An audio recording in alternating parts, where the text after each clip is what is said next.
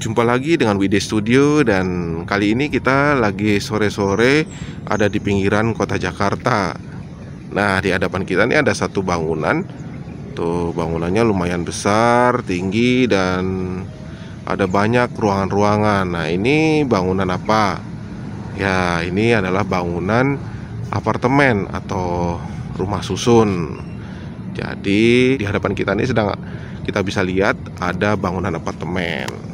Nah, sebelumnya kita ingin mengucapkan selamat datang dulu nih kepada dua orang calon presiden Republik Indonesia yang difavoritkan oleh masyarakat Indonesia. Yang pertama adalah, ya siapa lagi kalau bukan Pak Ganjar Pranowo, Gubernur Jawa Tengah. Dan yang satu lagi adalah Pak Anies Baswedan, Gubernur DKI Jakarta. Selamat kepada bapak-bapak yang boleh dibilang menjadi favorit untuk maju sebagai calon presiden di tahun 2024. Nah, balik lagi nih ke bangunan di depan ini. Jadi sekarang kita bisa banyak menjumpai bangunan-bangunan apartemen ataupun rumah susun yang kosong. Nah, seperti yang di hadapan kita ini, bangunan apartemen yang kosong, yang sudah jadi tapi belum ada penghuninya. Nah, kenapa begitu ya? Kita boleh bilang sejak tahun 2020 kita menghadapi pandemi, nggak hanya di Indonesia tapi di seluruh dunia.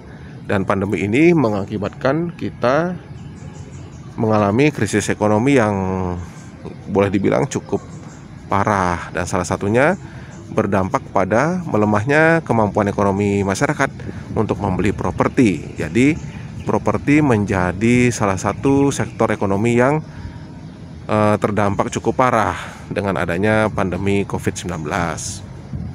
Nah, jadi banyak nih gedung-gedung apartemen, rumah susun yang kosong, yang tidak laku gitu. Nah, sementara di sisi lain kita tahu nih, masyarakat kita, khususnya masyarakat ekonomi golongan menengah ke bawah, mereka masih kesulitan untuk bisa memiliki rumah sendiri. Nah, pernah kan ada cerita tuh bahwa ada paket atau program untuk memiliki rumah susun dengan DP 0%.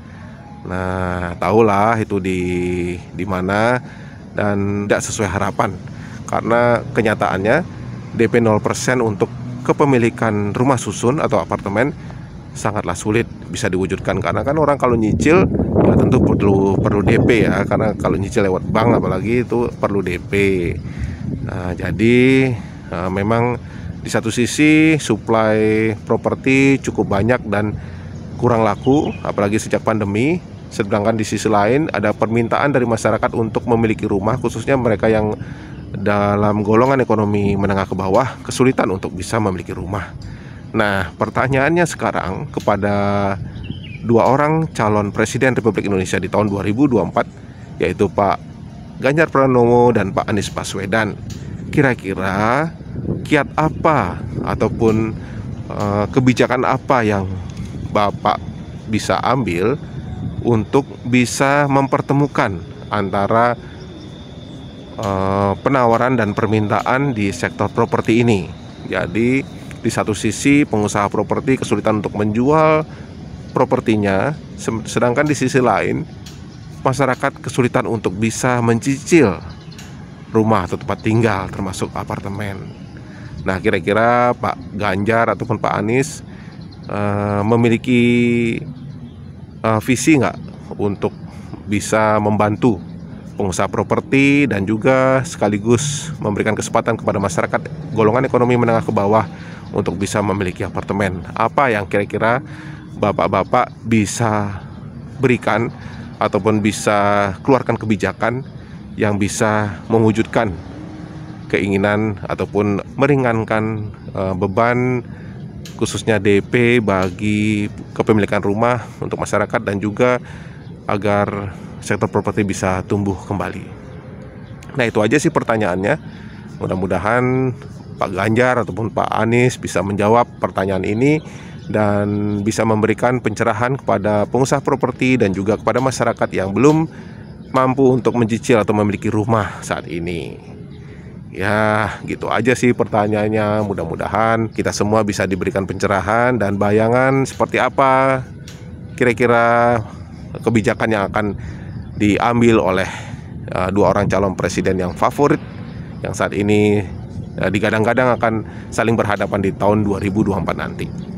Ya, demikian dari saya, mudah-mudahan ini bermanfaat.